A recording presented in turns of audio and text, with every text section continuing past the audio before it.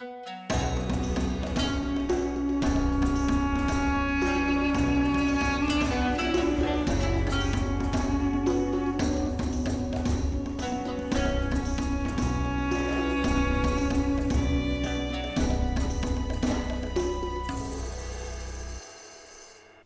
gamers, this is Liz Davidson from Beyond Solitaire, and today we're going to be reviewing Kinfire Delve Vainglory's Grotto. This is a little delving game, a little card game that's currently for 1 to 2 players, but could expand to up to 4.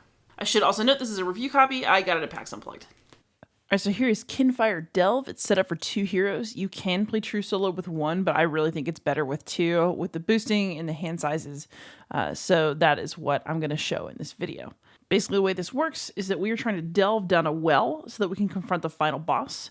There are 3 versions of her, so she's got different identities, but we would shuffle these, pick one, put her other selves back in the box, and this is the boss that we are eventually going to flip over and fight against.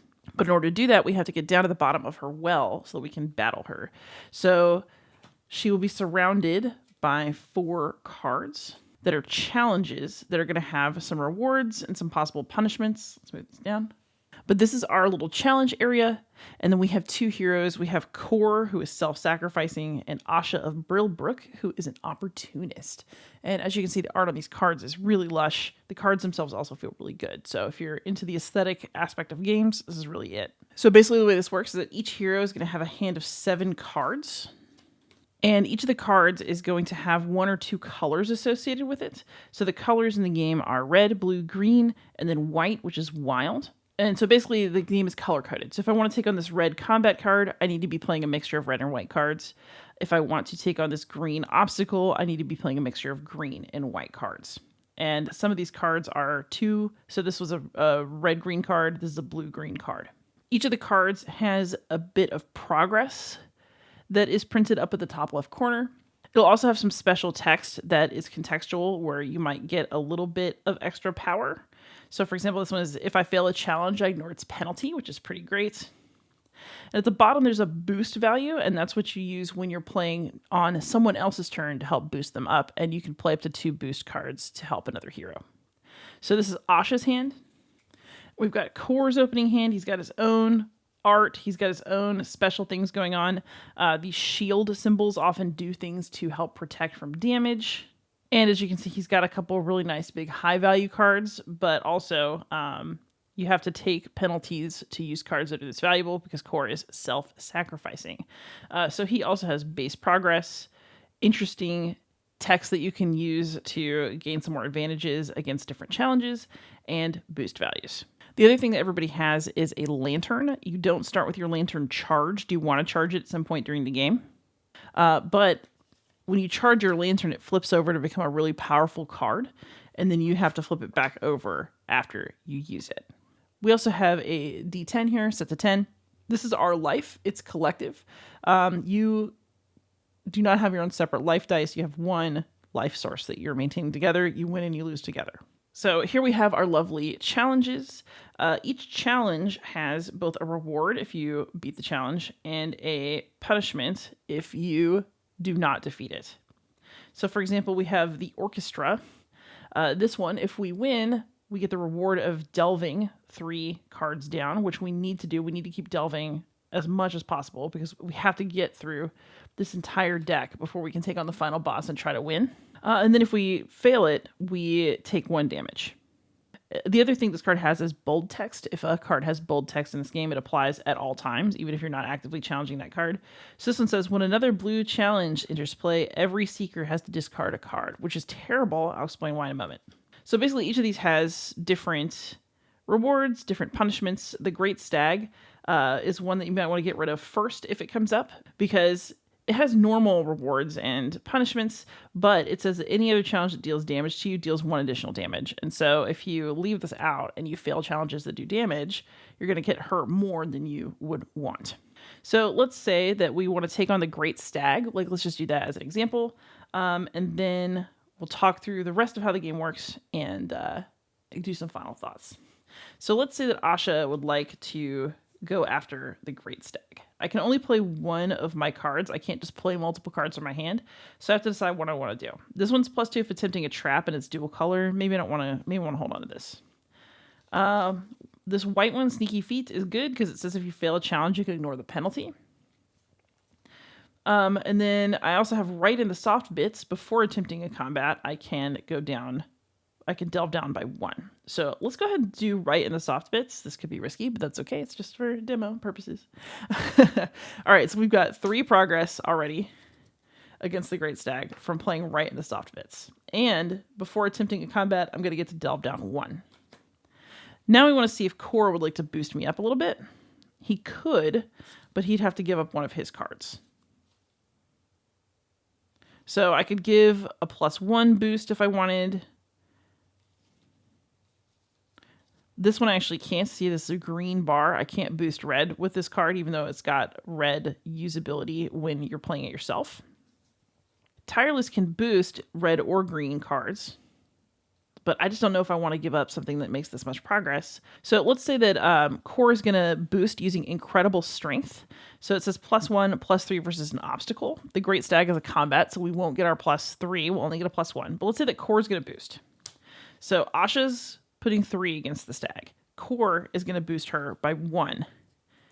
And now we are at a total of 4 progress. We have to hit 6 in order to just get the Great Stag out in one go. So what's going to happen is now we're going to roll dice. So these dice have different faces on them. It'll be the different colors. So red, green, blue. And then there's a 4th die that has white and black faces. White is like a wild. It benefits you. Black sometimes hurts you, sometimes does nothing. In this case, it's just kind of useless. So let's roll. Okay, so we actually made it through this combat because this is 1 red and this is 1 white. This counts as a wild. So we did 3, 4 from the boost, 5, 6 progress against this challenge. And now the Great Stag is gone. So what will happen is we will discard the Great Stag. That one doesn't go back into the deck. And we'll get its reward, which is to delve down 2. These delved cards have to stay face down like this because you could end up putting those back on top of the deck depending on some of the rewards and punishments that you'll encounter during the game. The cards that we played are discarded. So these discard piles are important because the main thing is that now we're both down a card. You do not automatically draw cards in this game. You either have to use card effects to draw cards, or when you run out of cards, you have to take an exhaustion card and then redraw up. And these exhaustion cards are what make the game really brutal. So let's go ahead and replace this. All right, so we have the Crystal Caves. We've got lots of blue and green going on out here that we'd have to deal with if we wanted to keep delving. But the other thing that we need to do is account for these exhaustion cards. So what they do is every time you get forced to do one through a penalty for failing a challenge, or because you have to draw back up and you've run out of cards, these come into play, they stay permanently in play, and they're kind of awful. So, for example, this one is consumed. If there are ever 3 copies of this card in play at once, you lose the game. So you can just end up drawing too many of these if you don't figure out a way to deal with your exhaustion. That's bad. You could end up with Vainglory's Web. It just makes you refill the board with 1 fewer challenge card. So basically what this means is that you don't have as many challenges to choose from as you're trying to delve. It can leave you with some ugly options. More consumed cards. Another web. And then this thing is awful. So Vainglory's Symphony. Each time you fail a challenge, add a progress to this card. If there are ever 4 progress on it, you lose the game. So this one just really makes your failing challenges is part of the game, but if you do it too many times while this card is out, you're screwed. The other thing to note is that if I had failed that previous challenge, the progress that you made still goes on it. So like, let's say that I made 6 progress against the Hall of Memory and I just didn't actually succeed. I would take the penalty, which is to discard one of my cards, but I would put the progress on the card so that the next person to attempt it knows that they don't have to do the whole thing all in one go. So basically that's how the game proceeds. You try not to get too exhausted. You try to get through this deck as efficiently as possible by completing challenges. And then when you get to the bottom and you can no longer pull from the deck and you would have to, you've reached the bottom of the well. So you don't have to complete every single challenge that's out here. It's just, you just have to empty out the deck and get into a situation where you need to draw from it and can't. Boom, you're at the bottom of the well. So at that point, what'll happen is you get rid of all the remaining challenges and you flip Vainglory over. We figure out which one we're dealing with. This is the Dreadweaver. If you've attached cards to her during the process of play, then she'll be harder than 21 progress. Ooh. And then you have these cards that are called Gauntlet cards, and they're basically just her little minion protectors in the big boss battle. So basically what will happen is that Vainglory herself is not actually vulnerable until you make her vulnerable by defeating the Gauntlet cards that surround her. So this one's green. If you kill it, she becomes vulnerable to green. This one makes her vulnerable to blue. This one makes her vulnerable to red. And this card is just extremely irritating, but it doesn't do anything for you when you flip it over except provide some relief from how annoying it is. So you don't actually have to flip all the Gauntlet cards. You could get her just by giving her some vulnerabilities and piercing through her armor, but you'll make that decision when you get to the bottom of the well. But once she's vulnerable, you go after her. But every time you get a black die result on this white and black die, she's going to make you pull an exhaustion card. So she's going to slowly bring the game to a close while you're frantically fighting her and rolling against her. So that's how you play Kinfire Delve. Basically, the way that this is going to work is that this is currently a game with one boss, one delve, and 2 heroes, but there are some planned releases coming up that'll allow you to get more heroes for the game, get more cards, and kind of expand the game out. So this could become a 3 or 4 player game once that next box comes out if you choose to get it.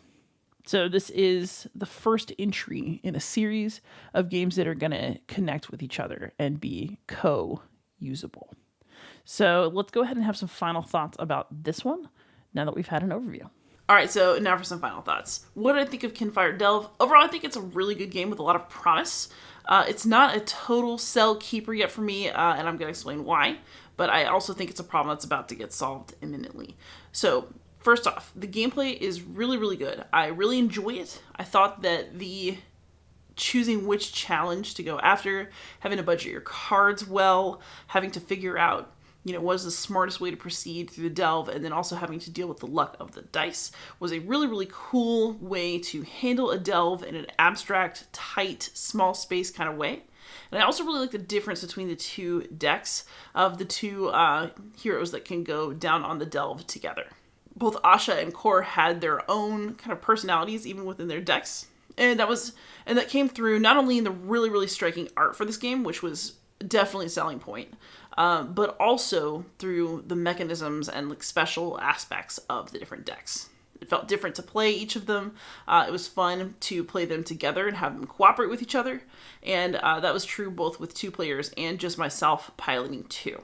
I really think that having to choose which test with which consequences you want to try to pass, and then getting down to the bottom of the well and finding a different potential version of Vainglory every time was a really, really cool touch. And there was just really a lot here that I thought was good. Again, the card combos, the ability to boost, the impact that the dice have on the game. There's just so much going on that's good, but in a way that felt really manageable. Like, I felt like I was able to get better at solving the puzzle of the game, and then hoping for luck to go my way as well. The game is hard even when you know what you're doing, because you just don't totally know what mix of challenges and cards and die rolls you're going to get. So there's a lot of excitement to play. I think there's a lot of replayability in here. I also think there could be more, and that's what we're going to get to. The other thing I want to talk about is how to play this game. So right now, this is a game for 1 to 2 players. There's going to be another release soon that is going to bring a couple more heroes, I think a new delve deck to go through, but then you'll be able to play this as a 3 to 4 player game. So right now your only options are 1 and 2 players. I think that even if you're playing solo, it's better to do it 2-handed. I thought that having the larger number of cards with 2 different heroes, and also heroes being able to boost each other with their cards, really, really made a difference, and gave the game something a kick that the pure solo version of the game did not have. I was not as impressed with just the 1 player, because you only have 8 cards, whereas if you're playing 2, each hero has 7. And then, of course, every time you redraw your hand, you have to get an exhaust card. I just didn't really feel like a 1-player game had enough options, and also it didn't feel as good to boost yourself with your own cards as it felt to boost the other hero that you were trying to help out on their turn.